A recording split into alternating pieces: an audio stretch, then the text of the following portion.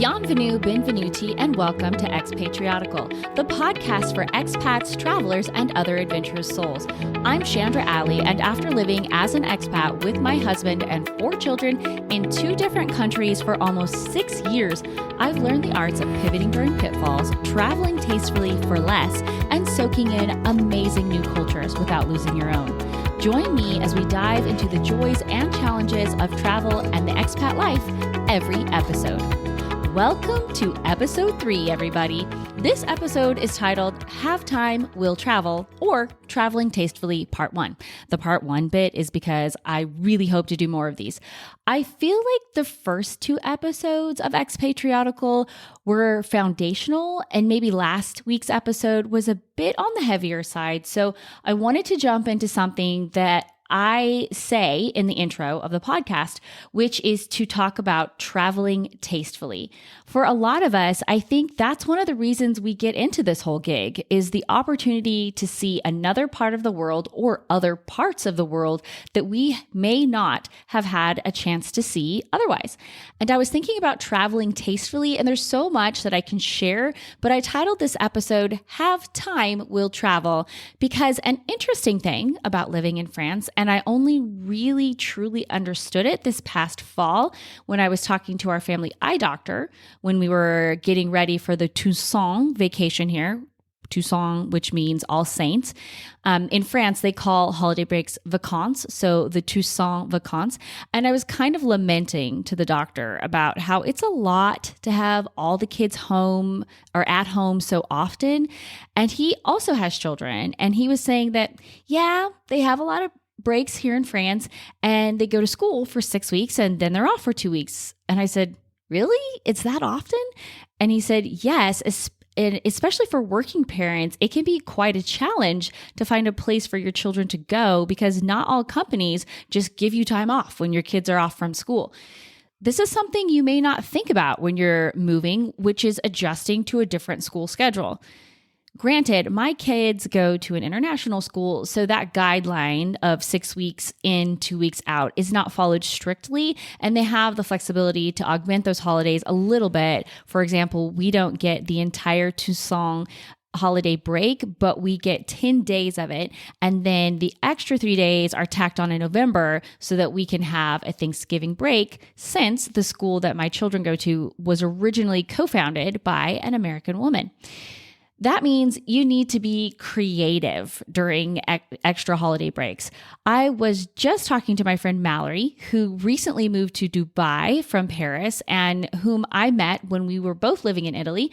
And she said that they are going to get used to having a 3-week break during Ramadan. So in France, what they do is the cities can offer special, I'm going to call them daycares. That's not the actual word, and I'd have to look it up, that you can enroll your child in for minimal to no cost during these 2-week breaks. Also, during the summer, especially, which is an obvious break time, there are many summer camps offered, but for my family, camps can be costly and it just doesn't make sense for us. So during these 2-week-long holidays, a lot of times we spend time at home. I might try to plan a couple of daily outings, but then we also do try to use this time to travel. By the time this episode airs, it will have been a couple of weeks since my husband took a couple of days off of work and we did a road trip to Bordeaux, France for the February ski week break. Now, you don't really go skiing in Bordeaux, but we had looked that up a little bit too late, which honestly was 2 months ahead, I believe. And it was quite pricey, I'm thinking, because we didn't book it in like September. So it's in my calendar now. I'm booking it in September if it is a reasonable price. As we have done with multiple locations, we actually use Bordeaux as a base. We started looking into taking the train down there because we found really fantastic train prices for 6 people. And the train travel is our absolute favorite. You don't have to show up to the train station an hour and a half to 2 hours early like flying. There's more leg room and space for our kids to move around. And usually we book an area where our kids can share a table and can have games or coloring or the iPad out, and it just works really, really great. And I'm not going to lie, but when a train has a small cafe, getting a glass of wine while you travel, it doesn't hurt either. But the problem was, once we factored in the travel cost for taking a train to the other towns that we wanted to see, it just made it too expensive. Well, at least that's what I think right now, because I still have to go back and balance the budget, if you will, to know if that's fully true. So we decided to go ahead and drive, since we do have a car. And let me tell you, that really opened up the traveling a lot more. We were able to not only go to Arcachon, which is on the west coast of France, and it's a beautiful beach area that it's also near a gigantic sand dune, which we all had a blast at. And we were also able to go to the east to Saint-Emilion, which is a stunning medieval city, and do a wine tasting. But then we went even further out to the Dordogne Valley. Going there in and of itself was a 2-hour drive, but it was worth it because we got to explore an old medieval fort that was built on the side of a cliff. We saw Josephine Baker's house. Well, actually, it's a mansion, or chateau in French. And we would have gone canoeing, but unfortunately, that was not in season yet. I think to try to do those last two things, visit Saint-Emilion and the Dordogne Valley in the same way, would have been really difficult by train, or in the same day, would have been really difficult by train. So my tip here is definitely research how practical it is to travel via train or airplane or car, and let that practicality also weigh things out along with the price. Another tip that I will offer, and this is probably more so for newbie expats, is, well, actually two things. One, make sure that one of you, most likely the employee spouse, but also the CIP, completely irreplaceable partner, reference to last week's episode. Check out episode number 2 if you want to know more about that new phrase. But make sure one of you is signed up for a rewards account from your hotel of choice. Because, for example, for us, when we stayed in a hotel for 10 weeks when we first moved to Milan, we were earning points that whole time. And that really helped us, or has helped us, to be able to travel to other places and stay for free. In fact, I'm pretty sure that the stay that my mom and I had in Rome, again, a reference to last week's episode, was due to the points we had accrued. Another thing, and I heard a podcast that I actually really love, kind of talking against this by giving people a warning, which there are definitely warnings to be had in doing this, but it would be to stay at a VRBO property or an Airbnb, or I love to use booking.com as well. Booking not only offers house or apartment options for larger families, which here in Europe is really hard to find at hotels, so we definitely tend to err on the side of using that, but it also does give you hotel options. And if you can use the app, you can get a better deal or discount, and they even have a rewards program where you can earn discounts off your next stay. I should say earn money in a virtual wallet towards your next visit. As mentioned in the first episode, I'm not getting paid to promote booking.com or VRBO or Airbnb. I'm currently not an affiliate with anyone during the recording of this, so this is just me giving you what I hope to be solid advice.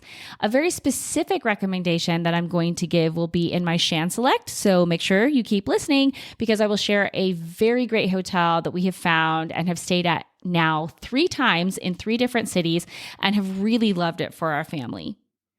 It is also important for me to say that you should always do your due diligence in trying to vet any place you're staying at, especially if you're using VRBO or Airbnb or the like. Make sure to read plenty of reviews. And sometimes if the property is a private residence that is managed by a property management company, make sure to review that company outside of the site you're booking on. We have had many amazing experiences and stays using these sites, but we did have one bad experience, and man, it was a doozy. So be careful out there. I feel like I should put in a caveat and say that, as I mentioned in the intro of my podcast, it's traveling tastefully for less. So if you don't have a budget and the sky's the limit, these recommendations may not serve you. But if you're trying to see as much as possible, but still be comfortable, then these recommendations should be right up your alley. Another thing that we try to do is book a place where the breakfast is included or there's possibly a kitchen. Yes, I know that a lot of people don't want to cook on vacation, but I can tell you that if you can just eat one meal for free at your accommodation or prepare it yourself in your room, the savings can be exponential. What we usually do is have breakfast at the hotel, whether that means I'm making it or we had it included in the room. And then we eat lunch out or do a picnic lunch. And then for dinner, depending on what we did for lunch, we either pick up something ready-made from a local market or we'll go out to eat. A lot of times dinner is our big meal that we have out, but not always. Another great area of savings, if you have kids or an appetite like one, like I do, is bringing snacks with you. Usually I pack some applesauce pouches, granola bars, nut pouches, or easily peeled fruit, and of course, water bottles. Bringing your own reusable water bottle is a huge savings and better for the environment for those who care. But packing our own snacks really saves compared to having to stop when you get gas or buy something at the airport where, as we all know, the prices are definitely hiked up. Taking a few minutes to step into a local market or something like that when you're on your way home as well will also be a huge savings. That's about it for today, at least for the traveling tastefully for less part of this episode. The other half of the title was Have Time, Will Travel. And I was trying to find the origin of the have fill in the blank will travel phrase, and it is loosely accredited to Bob Hope, whose 1954 memoir was titled Have Tucks, Will Travel. I knew that Bob Hope had done a lot of traveling, especially for the USO, rallying and performing for the United States Armed Forces when they were overseas. But when I looked him up a little bit, I found out that he was actually, or at least you could say his parents were, expats. Bob Hope was born in Eltham. I hope I'm saying that right. Maybe it's pronounced Elton, a southeast district of London, and moved to the United States with his parents when he was about 5 years old. Now, some people wouldn't call that being an expat because he did spend, to my knowledge, the rest of his life, which was another 95 years, amazingly, living in America. But I think since he was quite the traveler, and that is the focus of this episode, he gets to count as an expat. Bob Hope was known for his great comedy, but also for his big heart and philanthropy. My quote of the day comes from that part of his character. He said, "If you haven't got any charity in your heart, you have the worst kind of heart trouble." Amen to that, Bob. Okay, now it's time for this episode's Shan Select. So again, I want to reiterate that this is not a paid endorsement and the link that will be in the show notes is not an affiliate link, at least at the time of this recording. This is just a hotel that we have stayed at 3 different times throughout the last 2.5 years, and it's just really worked well for our family. And that hotel chain is called Meininger. The concept for the hotel is central, affordable, and modern. Some people might say they're set up kind of like a hostel, and I could see that, but they are extremely family friendly, and we honestly see multiple families there every time we stay. They have 36 hotels in 26 different European cities located in 10 different European countries. We love it because we can get a room for 6 where our 4 kids are staying in bunk beds and my husband and I share a queen size bed, but we also have an ensuite bathroom.